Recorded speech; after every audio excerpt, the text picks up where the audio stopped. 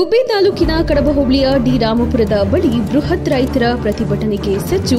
ತುಮಕೂರು ಜಿಲ್ಲೆಯಿಂದ ರಾಮನಗರ ಹಾಗೂ ಮಾಗಡಿ ಭಾಗಕ್ಕೆ ಹೇಮಾವತಿ ಲಿಂಕ್ ಕೆನಾಲ್ ಅನ್ನು ಹರಿಸುತ್ತಿರುವ ಹಿನ್ನೆಲೆಯಲ್ಲಿ ಬೃಹತ್ ಪ್ರತಿಭಟನೆಯನ್ನು ಮಾಡಲು ಸುಮಾರು 600ಕ್ಕೂ ಹೆಚ್ಚು ಪೊಲೀಸರನ್ನು ಆಯೋಜನೆ ಮಾಡಲಾಗಿದೆ.